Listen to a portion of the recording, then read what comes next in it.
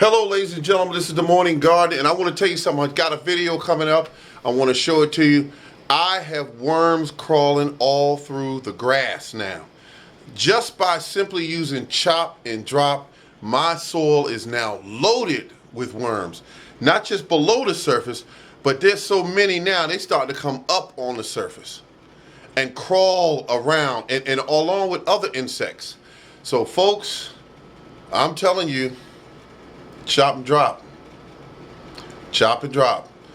It took 3 years for it to take on a life of its own. And I'm telling you, the worms are everywhere. And they run through the soil they run through the grass so fast, you really can't photograph them, because I'm trying to pull the grass back and watch it, 2 worms, 3 worms, and they shoot through other areas. And I said, wow, that is a lot of worms. Okay, here come the video. Okay, folks, this is all the chop and drop. See all the brown up there? That's from a couple of days ago. Here's some down here, and I just dug this hole with this right here. That's what I dig the holes with.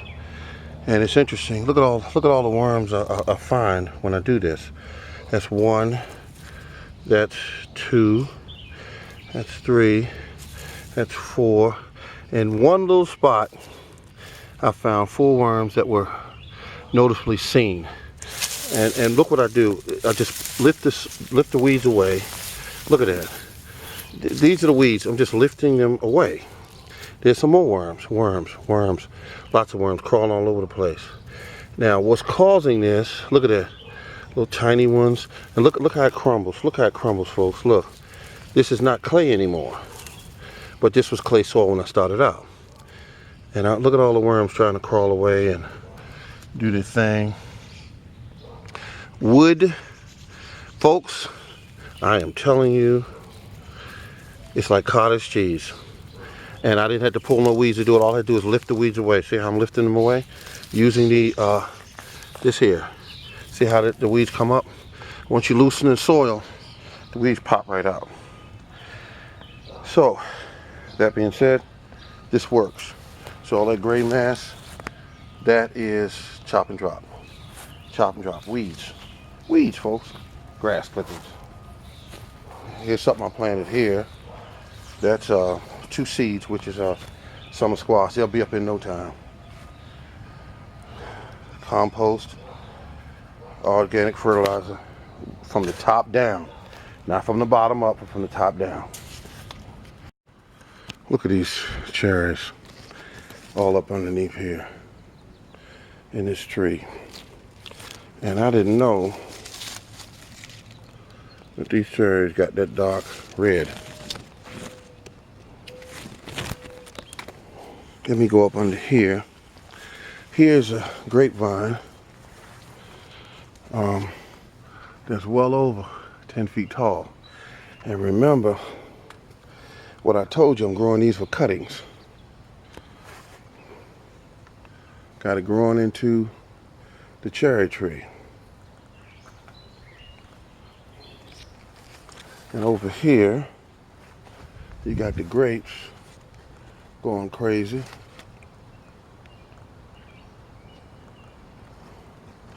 And the trick to growing these grapes that big is you got to prune them. Look at these. They're beautiful.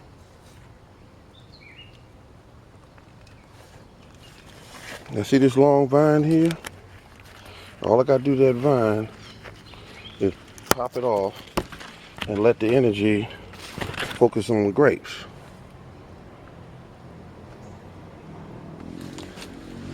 And over here we got, this is the kiwi plant I bought. Let's see, can I find it? There it is right here. See it right there? I told you that would be okay. The gardener, his name is Led Farmer, was talking about buying stuff on the cheap when you go to those stores. Been doing that for years. I appreciate his videos though. It gets everybody else onto it. But I overpaid for this. I paid $6 for it. And look at that plant right there. That's my hardy kiwi. And I could have got it for $1 if I'd have just waited a little longer. I'd have got it for $1. But it had no leaves on it when I first brought it here, but those two, it had 2 on it. Now it's growing big and pretty. Should be able to make it through the winter.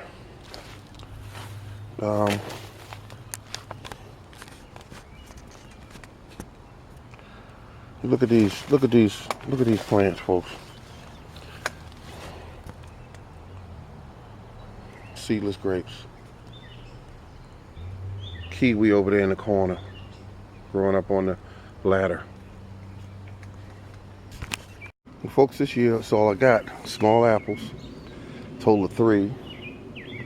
But I'm gonna start grafting. We were talking on there, Mr. Lead Farmer was showing me or telling me how to do some of this grafting so I could get these trees across better. Some of these trees are, excuse the noise, neighbors on motorbikes. This is a tree that's about a good 50 feet away from another apple tree and 10 feet away from that one. But we'll see what we can get done here. Let's see if we can see any other apples. And the only ones that produced this year is the pink lady. All right, folks, this is the morning garden. Folks, I got to get out here and take all this valuable organic matter and cut it back. That's all. Some would say weeds, but to me, it's food for the soil. And there we are, big, pretty, healthy. What do we call these? Tomato plants. These are brandywine, and these plants are doing quite good. Let's see what we got here. Here's a stick here where I put seeds in, and there, all that, even the life is coming up on top of the soil to eat. Where is the plants I put in? These are the only flowers I have on my property. Beautiful, aren't they? I don't know how they got here. They were here when I first bought the house 20 years ago. Beautiful. And they come up right over here next to the apple trees. Now, a while back, you remember me telling you that I planted this plant on the wild side. This is a cucumber that I just stuck a couple of seeds about a month ago in the compost pile. And you can see what they did. Let's see if we have any cucumbers.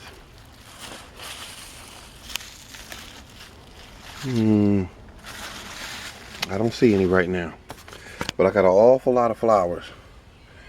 A lot of flowers. So they'll be on any time now. Look at that. It just runs all the way down here. Big healthy plant. And it's just growing right in all these woods and cucumbers coming right out of a big healthy compost pile. Well, this is what we got here, folks. This is Cherokee Purple. They'll be going in very soon. I can't do anything about it right now. I've been too busy. And these are some other kind of peppers. I don't know what they are, but they're going in as well. So is these peppers here. And they're going in. Busy, busy, busy, busy. That's why they kind of been held off from going in. Now, if you don't want your trees to grow big like this, look at this. This is like a jungle. I'm walking out of my back door, and these 2 trees are blocking the way. They grew in between. They got everything shut off. And this is because I've been feeding them weeds and grass clippings, tea. And they're everywhere. Wow.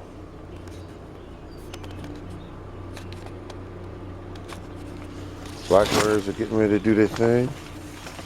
You can see them right there, and they've been fed very well.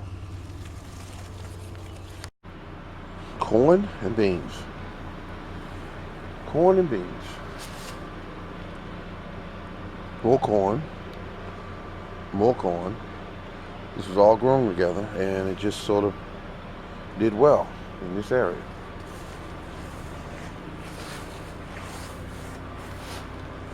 Over here, we got a whole bunch of, I'm gonna get back out here because like I said, I was busy. There's okra.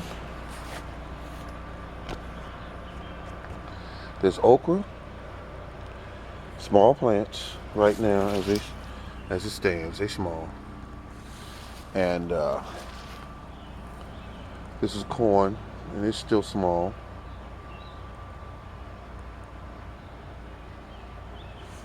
Oh my goodness. Look at my squash plants right there. And there go the, oh, look at the big leaves on those watermelon plants. Can't get over there because the soil's wet. And remember I said something a while back, never, ever, ever walk on wet soil.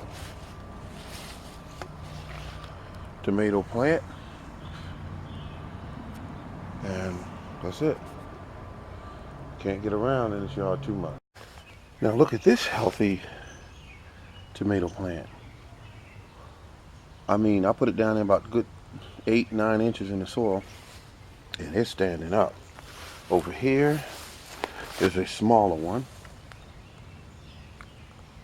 Oh, that's beautiful. That's beautiful. While I'm walking over here, I see that everything's growing well. You recognize that plant.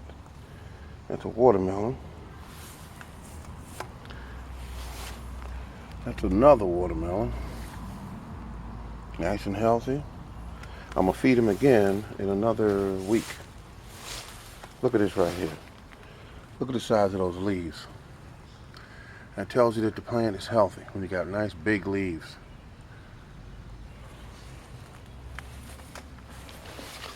This is a giant, what is it called? Cantaloupe. I got the seeds from Rebel, Mr. Rebel, from Rebel Gardener. And it's growing beautifully. Got to get some of these vines out of it. For now, look at how it's growing, folks. Look at it. Nice and big and healthy, thick. And I put a stick there or a marker so I know where to feed it at.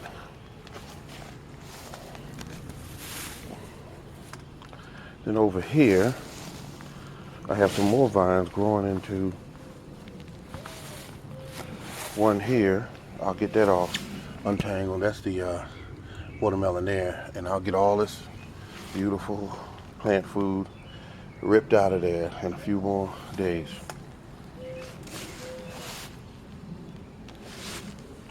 There's another watermelon, Stars and Moon. You can see the little marks on it.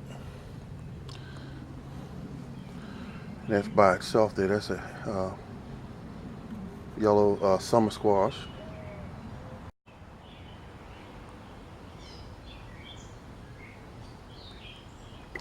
Well, I'm looking up here through the trees, and I got a whole bunch of pears on it, but this is the only one I can get closest to because the rest of them behind here, and I got a lot of weeds behind there. I can't get to it.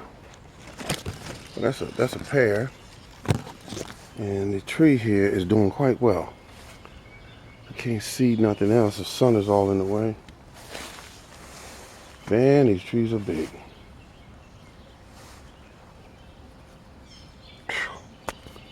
Pears.